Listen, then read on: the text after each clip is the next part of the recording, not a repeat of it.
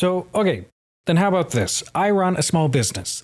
And you know what? We're in our first year. We're doing okay. We're meeting our ends, but we don't quite have enough to go out there and just bring on a whole specialist. Or maybe I'm just antsy, but I want to get my SEO improved a little bit. What is something that I, as the common layman business owner, what can I do to improve my SEO? Ooh, great question. So I actually teach a webinar on this. I teach a workshop called SEO Traffic Secrets, where I like to teach my 3 secrets of how you can actually start implementing SEO yourself with just an hour or 2 a month. So if you're that person that you don't have the budget yet to hire a team to go and do this for you, you can start by implementing these 3 tips, and I'll kind of run through them really quickly. So this is kind of a shallow answer for it.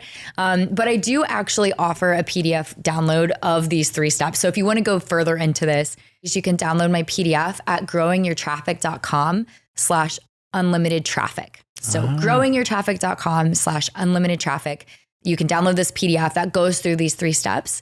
But number 1 is you've got to talk to Google. So your website has to communicate to Google what you want to rank for. So our team goes really deep into this. There's a lot of metrics you can get into on competition and search volume and all these other data points that we look at. But if you're a small business owner and you are just trying to get started with getting Google to recognize your website, I recommend just going to google.com and typing in your products or services. And when you do that, you're going to see autocomplete suggestions come up, like predictive text. And those are things that people are searching for. So those are keywords. So those are things that you want your website to rank for that are related to your products and services. So I recommend adding those to your website. And I'm going to get a little technical here for a minute. This is as techie as I'll get in this interview. But a practical thing that you can do with those keywords is take one keyword that you want to be found for and create a web page or blog post that's going to target that keyword. So one keyword, one web page. Web page and blog posts are the same to Google.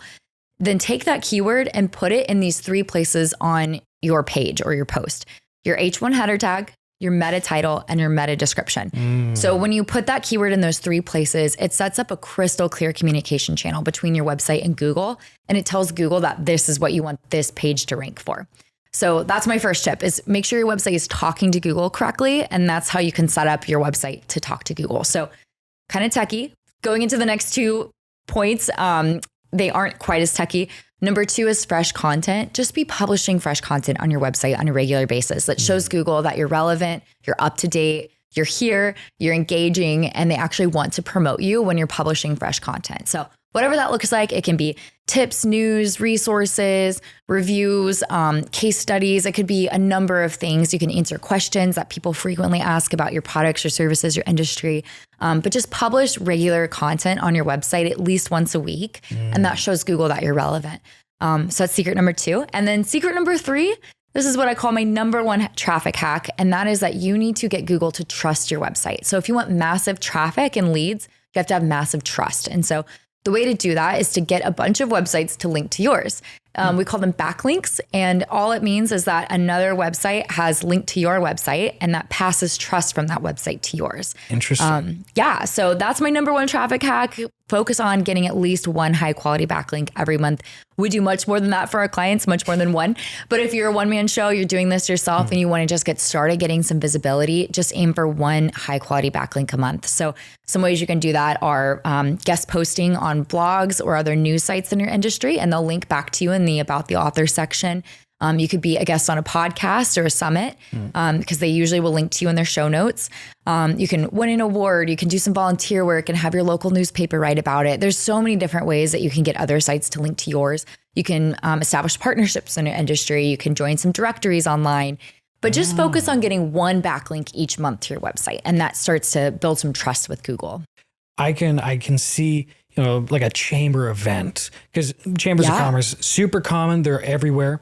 And I bet that if you were involved in some other events and like a sponsor, and they just say like, hey, here's one of our sponsors, here's something that they supported in this particular event, that probably counts as a backlink then. 100%. Yep. As long as they put your logo and or your link. Well, it's got to be a link. So usually they'll put your logo with a link. So whether or not there's a logo there, as long as they put a link to your website on their site, absolutely that counts as a backlink. Interesting. Because in my head, I'm thinking I have to convince someone to change their own website. But no, it really is just how many other people are interacting with your website and making links for it. Exactly. Yeah.